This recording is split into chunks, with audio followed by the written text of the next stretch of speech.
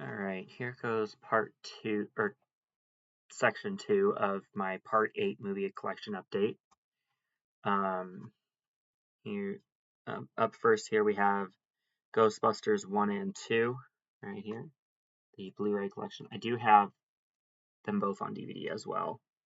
I want to say I got them individually on DVD and then got the Blu-ray case and was like, I'll get rid of the DVD case and just have this one. Or cases, I should say. And here's the back of the case there. I recognize a lot of names from these. So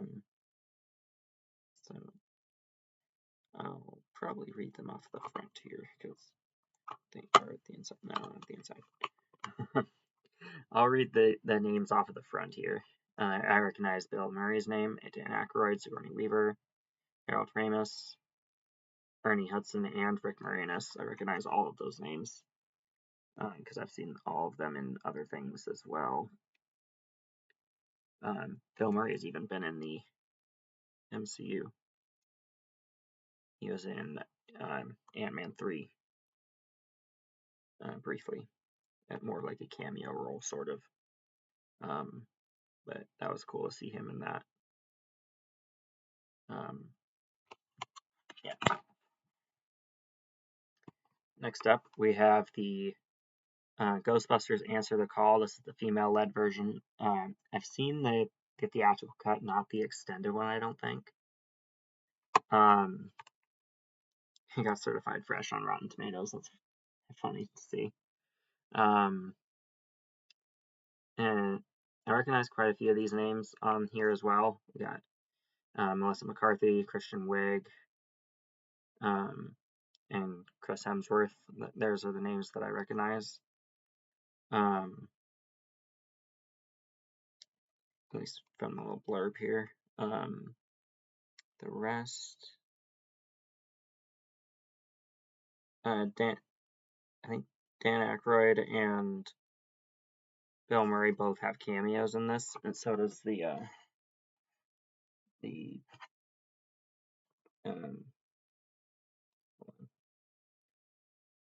so does Ernie Hudson. He has a cameo as well. He's the one that they actually get the hearse from to begin with, I believe, if I'm remembering correctly. So yeah, that's this version of Ghostbusters right there.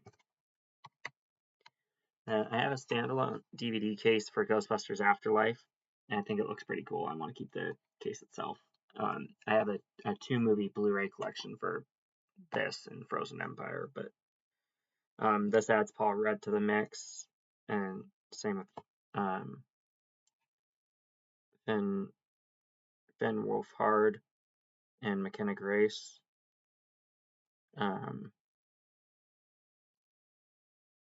And all the original Ghostbusters have living cameos in this, except for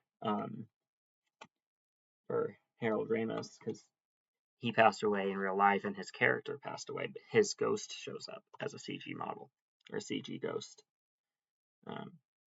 which is cool. And the only instance I can think of in any of the Ghostbuster movies here where a ghost was not causing problems, but busting other ghosts, right here. Very cool. And like I said, this one is Ghostbusters Frozen Empire and Ghostbusters Afterlife. We just talked about Afterlife, but here's the design for the Frozen Empire one. And let's see it. Patton Oswalt was in this one as well.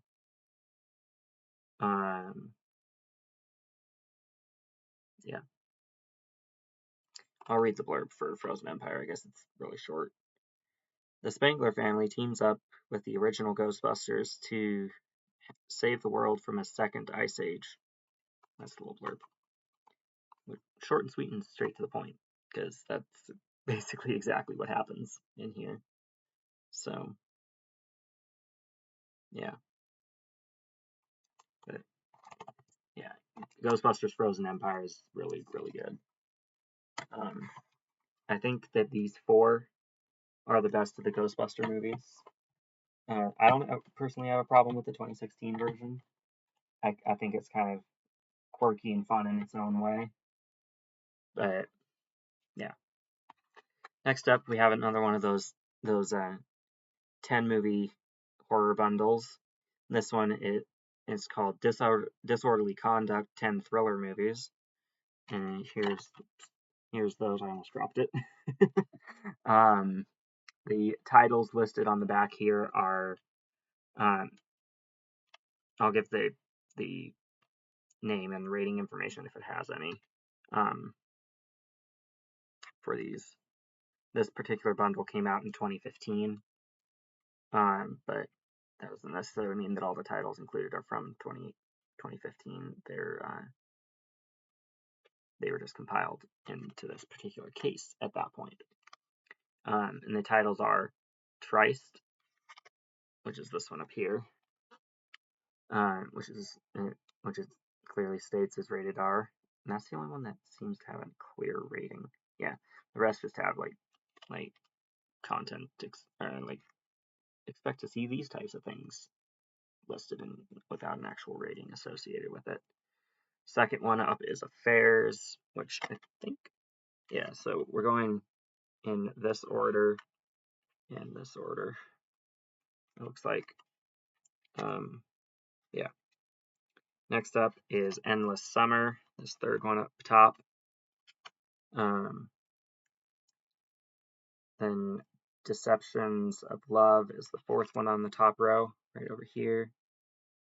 And Girls Like Us is the one right there. And on the bottom row, from this side to that side, we have Mississippi Shakedown, A Broken Code, Underground, In Harm's Way, and I Used to Love Her.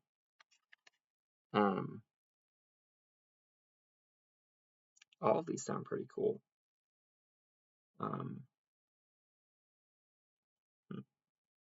Okay, then.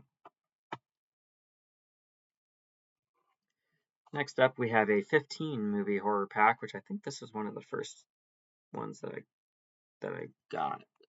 One of the first multi-packs that I got. And it's 15 film horror movie pack.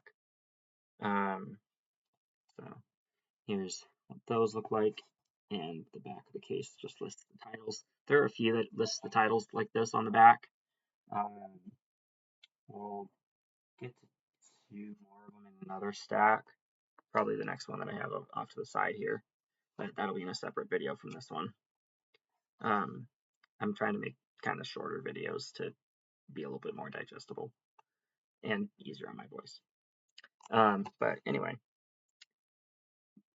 back to this. The titles included in this one are Beneath the Mississippi, not rated. The Vampire Conspiracy, not rated. Room 33, not rated. Watch Me, not rated. Hindsight, not rated. Marked, not rated. Grave Mistake, not rated. Slaughtered, not rated. Skeleton Man, rated R. Final Spawn, rated R. Ghost Encounters, The Queen Mary, not rated.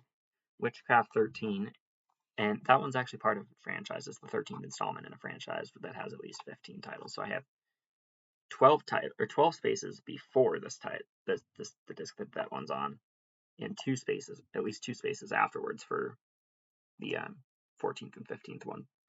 But the Witchcraft 13, Blood of the Chosen, is not rated. Curtains, rated R. Dust Devil, rated R. And Venom, which is also rated R. It doesn't say what it's rated on here, but I have another copy of it elsewhere that I think we already went over. It's this version of Venom. It is rated R, but the back just says rated for strong horror, violence, gore, and language. But I know from having another copy that it is rated R. assuming this is the same one, because I think that one, the other one I was thinking of, was from like 2008, and this one says 2011. Anyway, it looks to be the same thing, but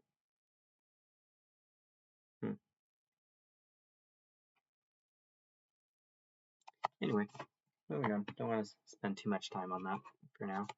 Next up is a 5-movie collection of harrowing horror from Warner Bros. So it looks like these ones are all owned by Warner Bros. Distribution. Oh, wow. A couple of these say Paramount or New Line. Oh, New Line. There's the connective tissue right there. New Line Cinema is part of Warner Bros. So that makes sense. Okay.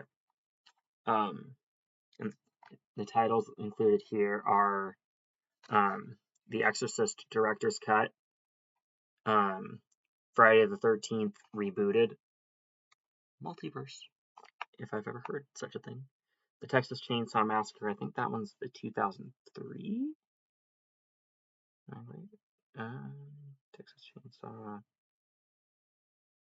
I'm pretty sure it's the 2003 or early 2000s remake version, which, again, implies multiverse in my mind because of Spider-Man No Way Home.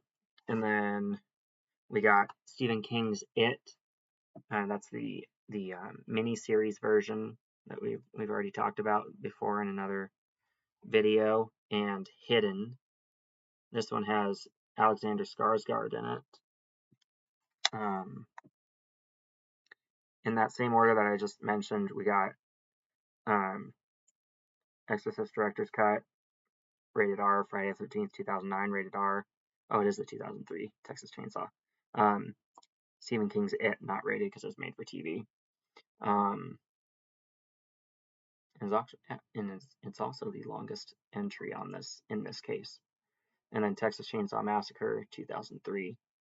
We'll be touching on Friday the 13th Rebooted here again in a second in this video because I have my Friday the 13th box set over here. That I'll be taking the cases out after showing kind of 360 on the case. I'll take the cases themselves out before showing the 360 of the box because I don't want them falling out when the case is upside down. To show the bottom of it or the top for that matter, or either side. Anyway, and then we have Hidden, also rated R. So there we go. Next up, we have The Hills Have Eyes parts 1 and 2, and these are the remake versions from 20th Century Fox. Both are unrated copies.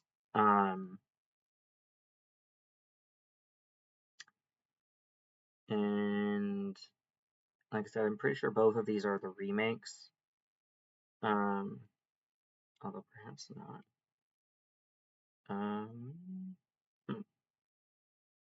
Oh, yeah.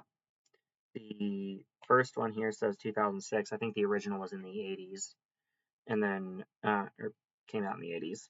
And then the second one, this second one, it says 2007. So they came out a year apart. I think the originals did the same thing, where they came out a year apart. They both had individual discs, as it says at the top. It says double feature 2 DVD set. Right here. Here's the back of the case. And yeah. Next up, we have a 3-movie DVD collection of Hostel parts 1, 2, and 3. I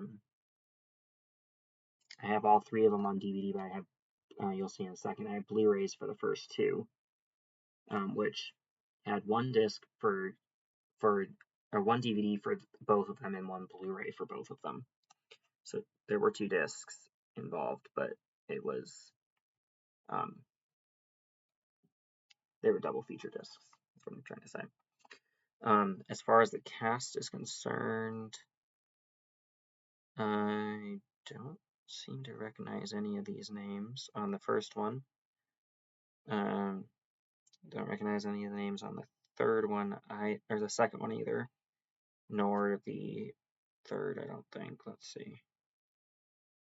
No, I don't recognize any of the names for any of these, for the actors portrayed in them. They do have what they were originally rated R for under the unrated symbol, which is interesting. All this fine print underneath the unrated icon on all three of these is explaining how how it was previously released in an R-rated version, and says like what's different between the original and this version. So that's cool. Yeah, and then here's the first two parts right here. They're both director's cuts. That's why they're unrated. And once again, I don't recognize any of the names on them. And you can see there's only 2 spaces for the discs because it has a double feature DVD and double feature Blu-ray included, which, hey, it saves a little bit of space in the case and makes it a little less awkward to deal with, so that's fine. Apparently one of the people in the first one was in Dumb and Dumber, the Dumb and Dumber prequel. Probably why I don't recognize his name, because I haven't seen the prequel version, Dumb and Dumber. But anyway, moving on. Next up, we have the 5-movie collection for Insidious. We got Insidious 1 on the bottom, 2, 3, 4, and 5 here. 4 is called The Last Key, and 5 is called The Red Door. I wonder if there'll be a 6th, honestly, because I kind of like this PG-13 horror franchise. Let's see. James Wan directed all of them, I think. James Wan.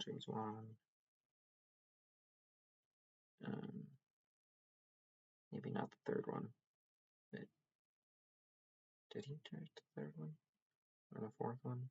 Anyway, I'm not going to spend too much time on that part, but the names I recognize from here are Patrick Wilson, Rose Byrne,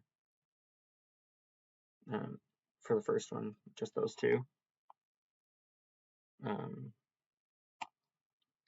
And Patrick Wilson and Rose Byrne return for the second one, joined by Ty Simpkins. Was Ty Simpkins in the first one? Doesn't look like it. And the third one, once again, I think. Oh wait. Oh no, actually, I don't recognize any of the names on the listed for the third one, actually. Unless, hold on. One of these has. I want to say one of these has Ashley Tisdale in it. I'm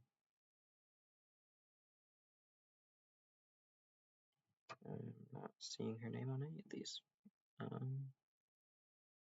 Wait. Anyway, I don't want to spend too much time lingering on that, so I have all 5 of the Insidious movies. Next up, we have Interview with the Vampire, Anne Rice's Interview with a Vampire Season 1. I think I've seen the first 2 episodes, or maybe 3 of them. It's an alright series. I do have spaces saved for Season 2. As is the case with the title we'll cover in the next video. But yeah, here's the back of the case itself and the front of the case. I don't recognize any of the names on the back of the case or the slipcover for that matter. But yeah, I watched the first 2 episodes. It was alright.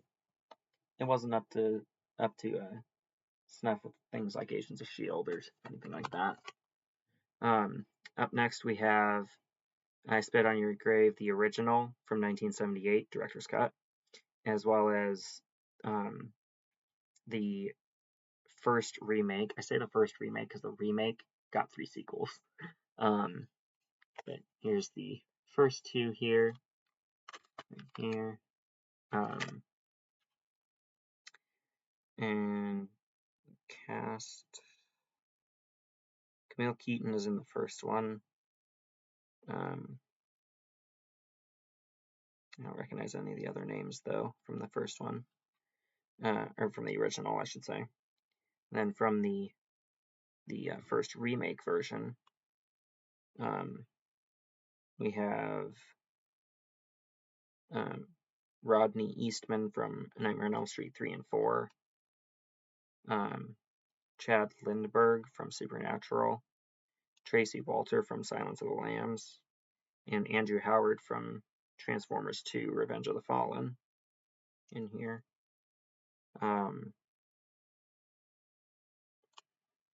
That's cool. So yeah, both are good movies. They're difficult watches because of the nature of what they are, but I enjoyed them at least. Same with the second one here. I Spit on Your Grave 2.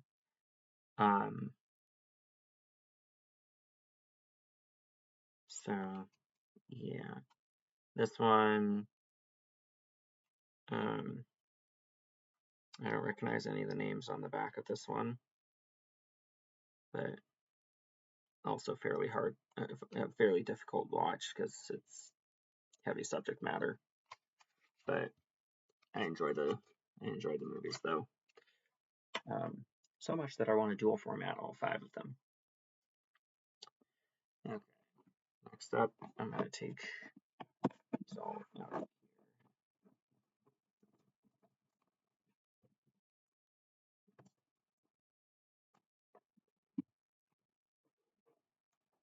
So here's the box set design for. See, when I did this, they would have fallen all out, or all fallen out. For Friday the 13th, here's where the cases all go. And I'm going to show the cases themselves here. So here's the, here's the one, or the case for Friday the 13th, the original, which included a theatrical Blu-ray and a separate, what do they call it? The uncut version, basically. The uncut version had a space for its Blu-ray in here as well.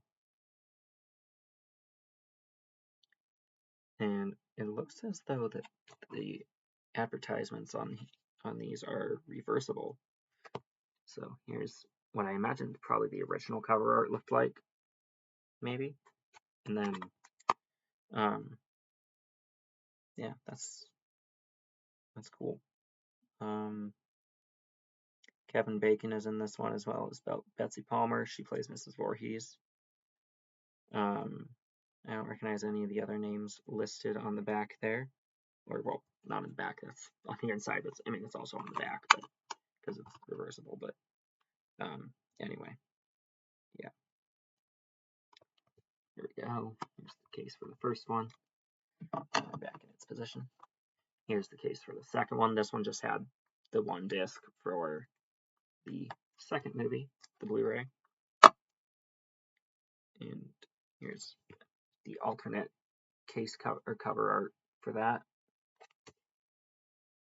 I don't recognize any of the names on here for this one.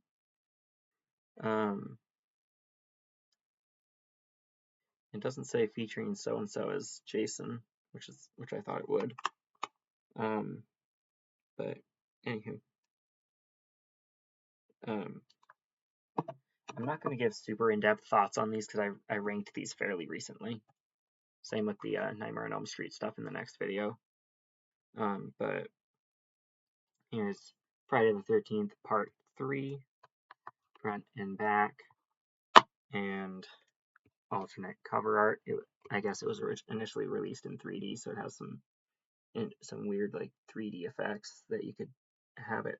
But it also it's a Blu-ray and a 3D Blu-ray at the same time, so you could still play it on a regular Blu-ray player if you really wanted to. So again, I don't. Oh wait, this one says that Richard Brooker is Jason. I don't know who Richard Brooker is, but apparently he played Jason in part 3. What's his name on the back of the case for number 2? No, it was not. Curious. Yeah, so that's cool. I like the cases are clear. It's actually kind of cool. And here we have the 4th one, which is deceptively called the final chapter because it was not actually the final chapter because there's clearly more than 4 Friday the 13th movies. The core franchise had 10. Not counting Freddy vs. Jason, that would have been 11. But anyways, this one really doesn't say who plays Jason. Maybe on the inside it does. Nope. Okay, well, it does have alternate cover art like the other ones do. Right there. So that's pretty cool. Interesting. I noticed at least one instance where this franchise didn't. I want to say it was in part 2 where they didn't pay all that much attention to the continuity, or maybe filmed it at different times between scenes or something. But there's a scene in the second one where, while hiding under a bed, one of the counselor women wets herself in a pair of jeans, and then in the next scene where she's out from underneath the bed, it doesn't look like she wet herself at all, but the whole point of the previous scene where she was hiding under the bed was she got so scared that she wet herself. So continuity error, interesting thing to have noticed, but anyway. Next up we have part 5, A New Beginning, right here.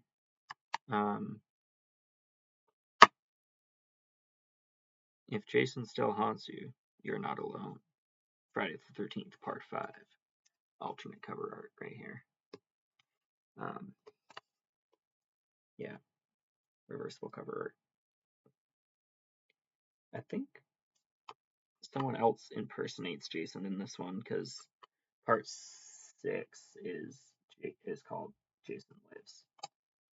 So I think in this one it's an imposter, a false Jason. But anyway, next up is part 6, Jason Lives.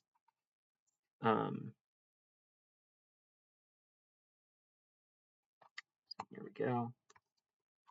And this one doesn't have alternate cover art, it just has inside art right here, which looks cool, of Jason, naturally. But yeah, basically I've been cranking these ones out annually. The first one came out in 80, 280 came out in 81, 83, 84, 85, 86. So that's kind of interesting in and of itself.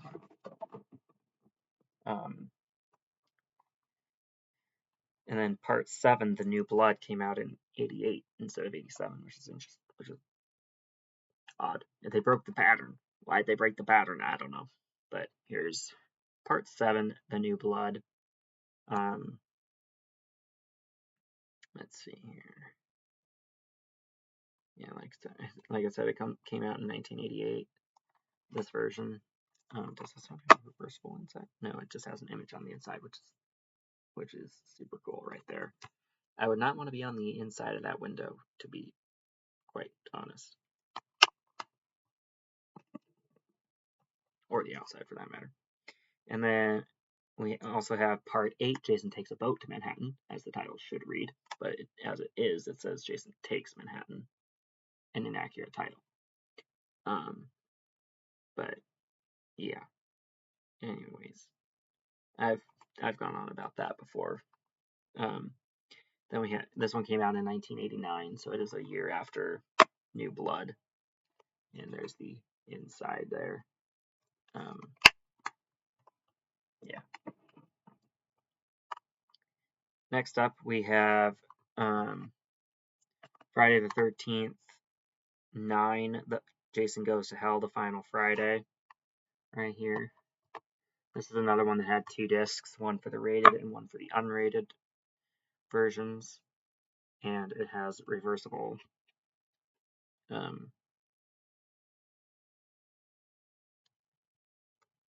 He has a reversible case here. Here's the alternate design. The design itself looks the same, but the text surrounding it is different from the outside. So there we go.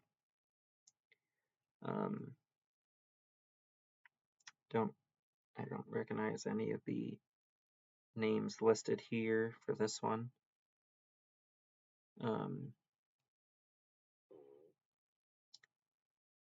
But anywho, this is the movie that has the Necronomicon from Evil Dead in it,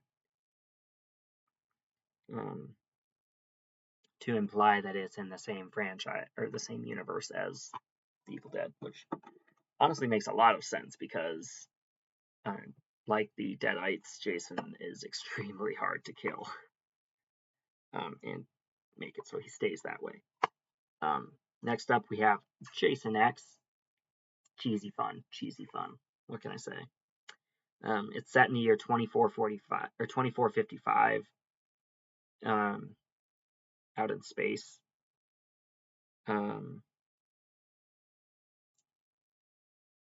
I believe that Kane Hodder was Jason in this one, and it came out in 2002. Did this one come out? Oh, and this one came out in 1993. Forgot to mention that when I showed it a second ago.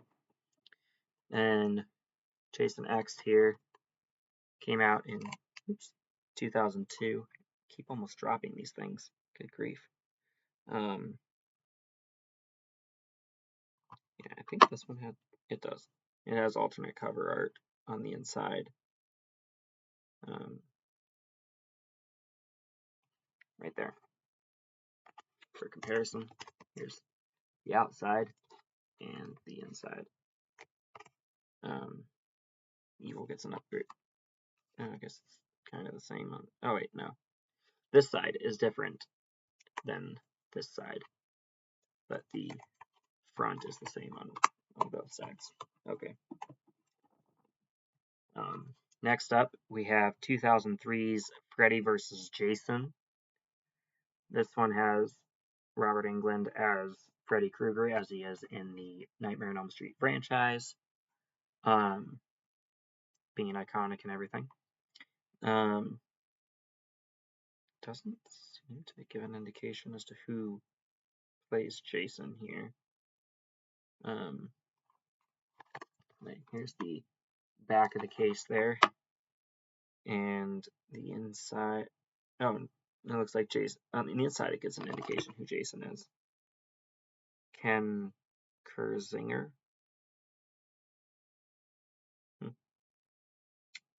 Okay then. In the special features area, it says who plays Jason. It's here. Yeah, right there. And then here's the inside art or cover art there. It does have alternate cover art. Very cool.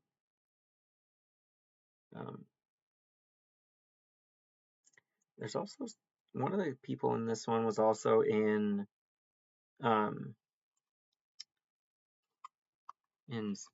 something else. I can't remember the actress's name or what the other character she played was, but it was a female character.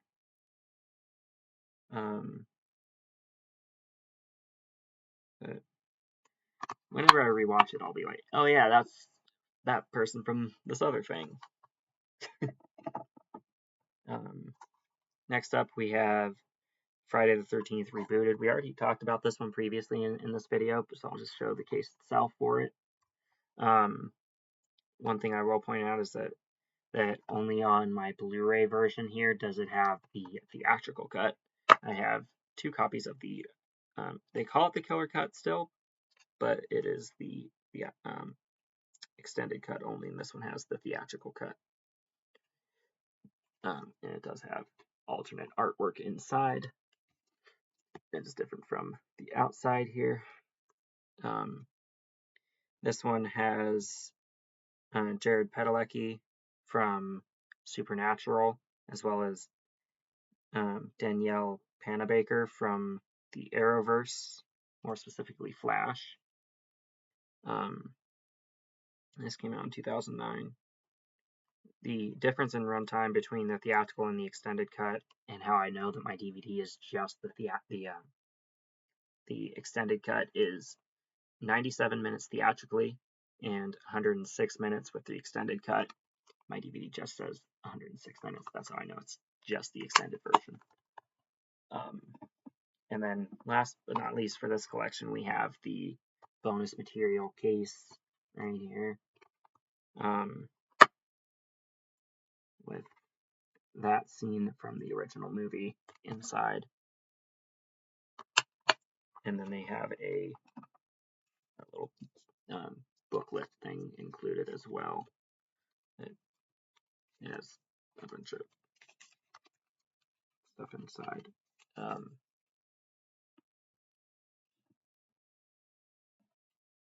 Hold on, I'm going to take this particular one out and try putting these back in together. I don't want to ruin the booklet. So anyway, there's all of those. And last two for this video go hand in hand, and that is Freddy's Nightmares, the series, volumes 1 through 4. I think it's just all one season, because it says on the back of both, it says at the top, "Never fall asleep again," with an ellipsis. Join Robert Englund as iconic Freddy Krueger as he tells some of his favorite nightmares in this anthology series based on the hit franchise A Nightmare on Elm Street. Enjoy all 44 episodes in this complete set and never sleep again. But it's a little hard to read that. So, anywho, I do have the entire series right here. So, yeah.